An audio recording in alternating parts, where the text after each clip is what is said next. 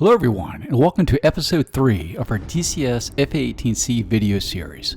In this video, we'll review the Hornet pre-flight, startup, taxi, and takeoff procedures.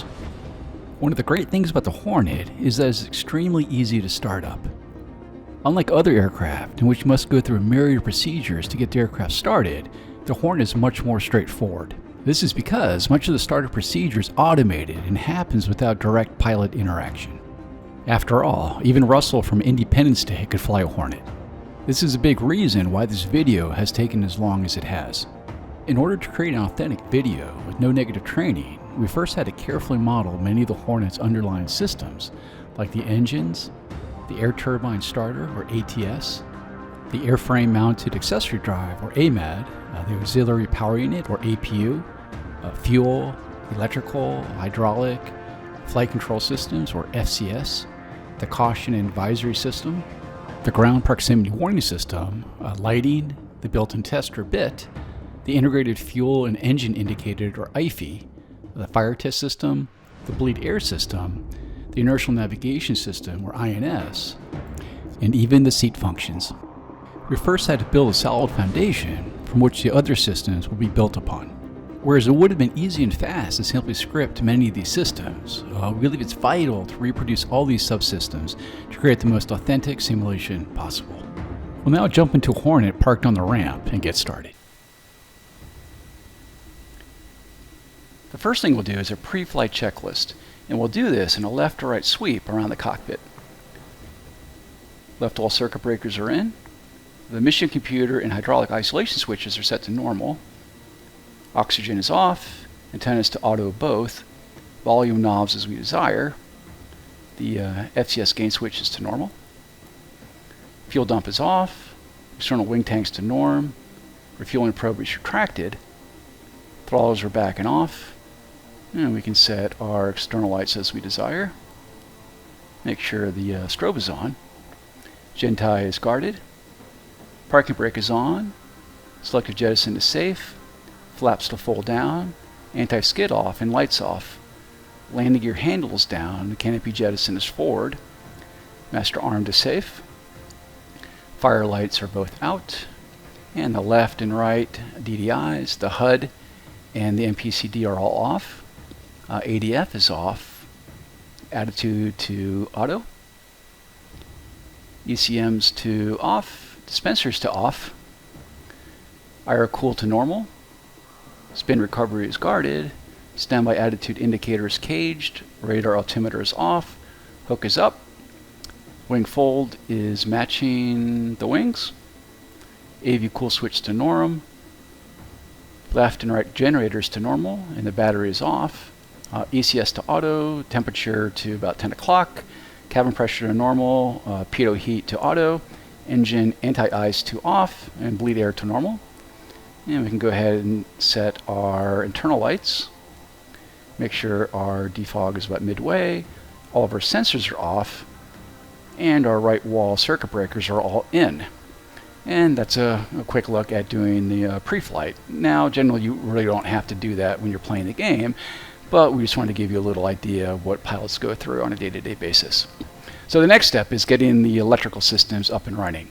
Now on the left side here we have the external electrical power panel, but you really wouldn't use this unless you're doing some ground checks. Normally, almost always, you'd be using the battery button here, and the battery button has 3 positions: on, off, and override. And when you place it to the override position, it's just checking the emergency battery, and it should be about 23.5 volts, and you get the indication of battery switch on. But when you start a Hornet, you'll be using it in the on position and be using both utility and the emergency battery. Both, again, should be looking at about 23.5 volts. And the battery itself will power the canopy, as well as getting the APU started and ignite the igniters during the engine start sequence. Now moving to the left side, we have our brake pressure, which is about 3,000 psi, which is all good. And now we'll take a look at the fire test system. There's 2 circuits, A and B, and when you run either, it will close the bleed air shutoff valves. You'll hear the audio warnings, and you'll see the lights on the instrument panel. So let's go ahead and do fire test A first. Engine fire left. Engine fire left. Engine fire right. Engine fire right. APU fire. APU fire. Bleed air left. Bleed air left. Bleed air right. Bleed air right. So that's done. It actually takes about 7 seconds to rewind the tape for the next one, but a quick way around that is to just recycle the battery. So we'll do that. So we'll battery off, battery on. And now we'll test the next circuit. Engine fire left. Engine fire left. Engine fire right. Engine fire right. APU fire. APU fire. Bleed air left. Bleed air left. Bleed air right. Bleed air right. Okay, so now we can go ahead and just release the switch, and we're all done with that part. The next part is the APU, or the auxiliary power unit. And the APU is a self-contained small gas turbine engine in the aircraft that will power the ATS, the air turbine starter, as well as giving some supplementary power to the ECS system. And the APU switch is located down here. And once both engines are up and running, about a minute after that, it will shut down automatically. And once you do start it and it's up to full cycle, the green ready light will come on. So let's go ahead and put the APU on.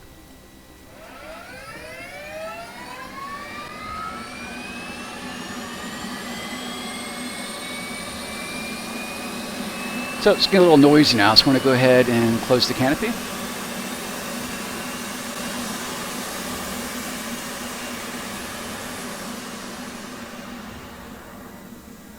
Okay, that's better. So the next step now is actually to start the right engine. And you can actually start either the left or the right engine first, but the right engine will give you normal hydraulic power to the brakes, so it's usually a good idea to start the right one first. And when you do start the right engine, what will happen is the APU will start the ATS, and the ATS in turn will start the right AMAD. And the right AMAD will then use the crankshaft to get the right engine up and running. And then at about RPM of 20% on the right engine, we'll move the right throttle forward. And at that point, it'll introduce fuel into the combustion chamber, as well as the batteries will start the igniters, and then we'll get full engine start at that point. So let's try that.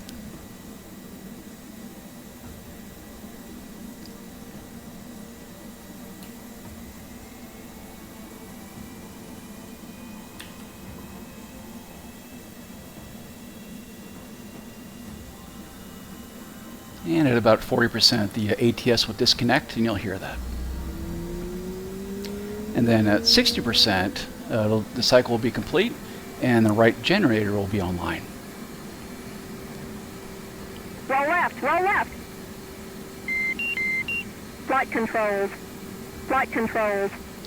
So those cautions you heard, the first was a roll left, and that's simply the ground proximity warning system doing a self-test. And then you heard a master caution tone, and then after that you heard a flight controls caution, which indicates that there was a bit of an issue with the flight controls, but we'll take a look at that here in a second.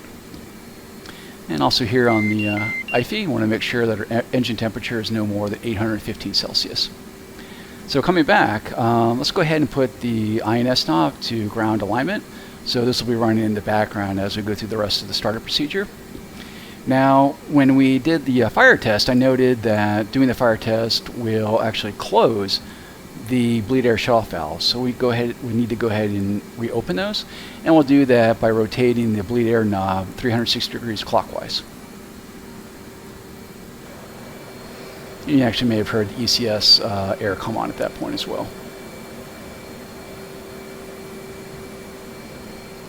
So we'll go ahead and now we'll turn on our two DDIs, the HUD, and the MPCD.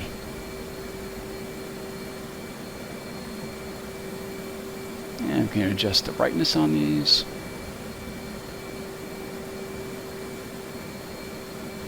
And we'll go ahead and set up our radios.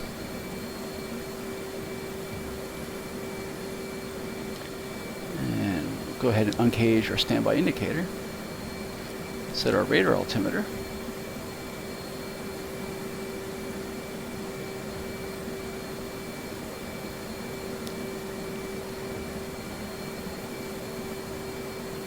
Radar altimeter on.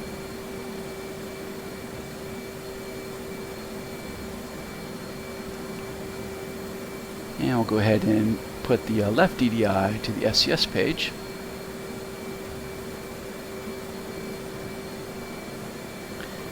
Now at this point, we'll go ahead and start the next engine. So just as we did before, left engine crank, wait for 20%.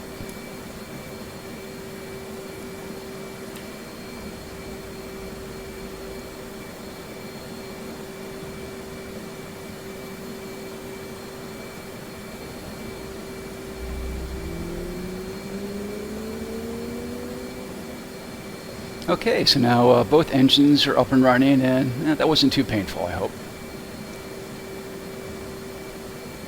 So let's go ahead and turn on our oxygen. Put our radar to operate.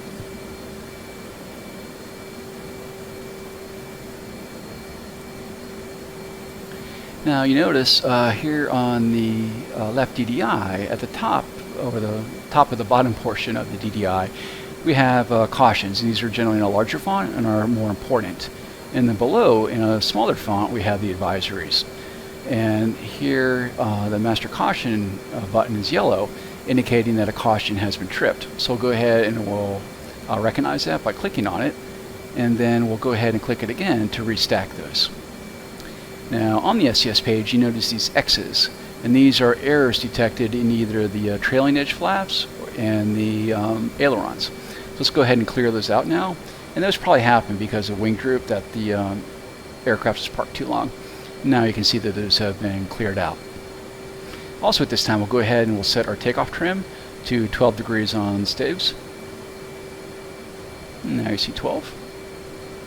And we'll move our flaps up to auto. And you'll see 12 on the stabs, but everything else is zeroed out now.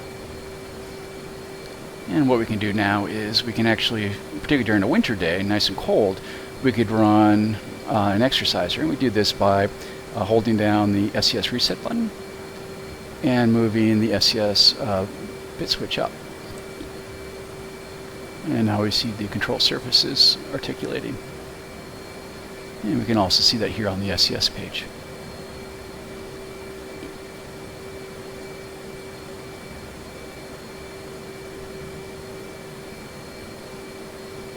Well, let's do. I'm going to go ahead and set my bingo to 8,000.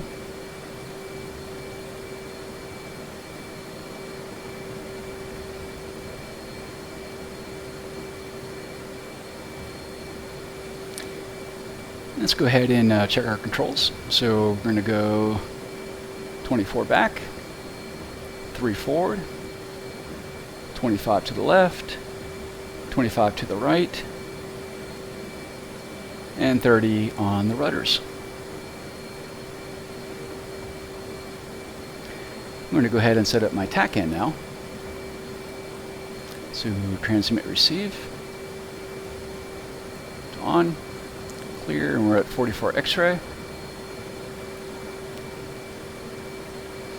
And now we have good indication there. And also I'll set up my course for the runway, and that will be, I believe it's 880.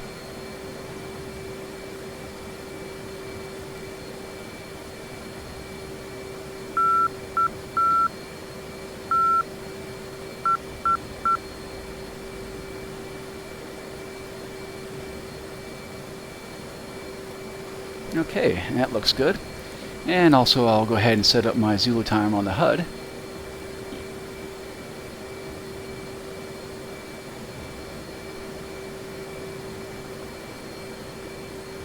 And that looks good.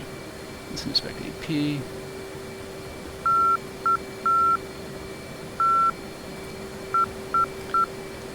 I'm going to go ahead and release my parking brake. Anti-skid to on. Flaps back to half, lights on, and because we're operating from a field, I'll set my hook bypass to field.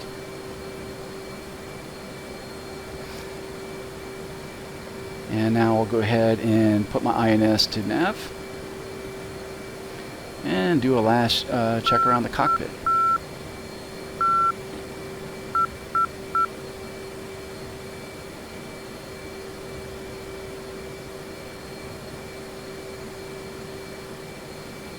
Okay, I think we're good. So I'm going to go ahead now and change my left DDI to the takeoff checklist, and my right to the SCS page.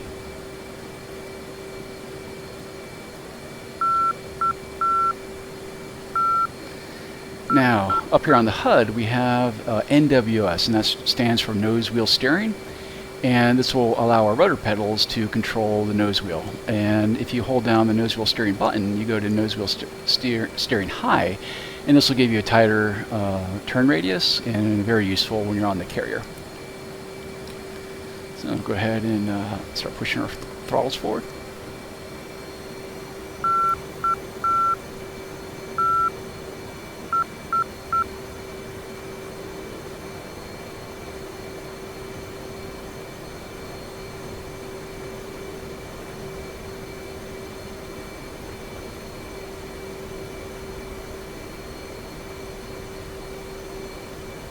And generally you should be taxiing around 75%, but rather than keep you guys bored watching me taxi, I'm going to push it up a bit.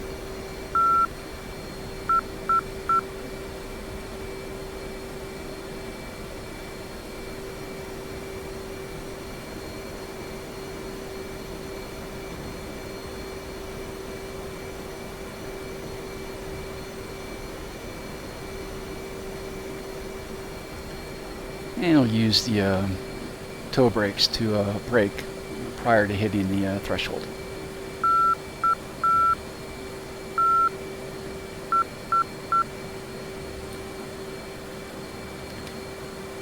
So at this point, let's go ahead and arm up the ejection seat, tidying up our straps, do one last check around the cockpit.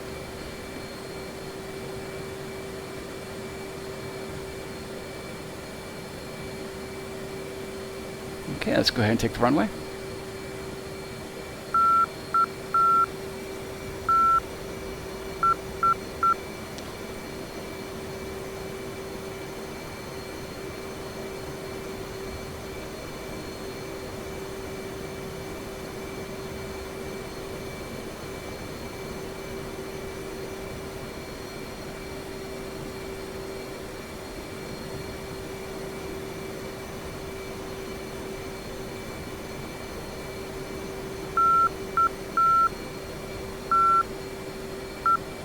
Okay, we'll bring her to a stop, a line down the middle. And I'll change my left DDI to the HUD page now.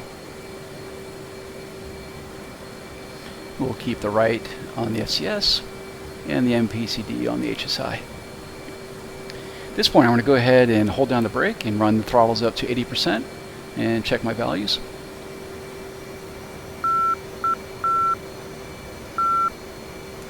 Go ahead, wipe the controls.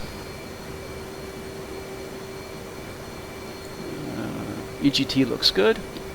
So I'm going to go ahead and release the brake and full burner.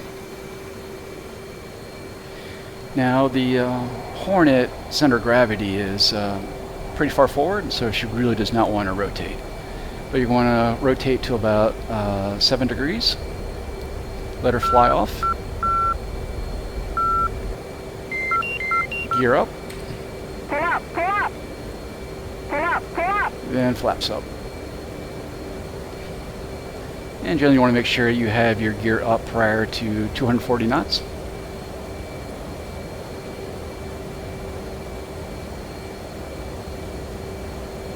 And that is a look at the pre-flight, the startup, the taxi, and taking off in the Hornet.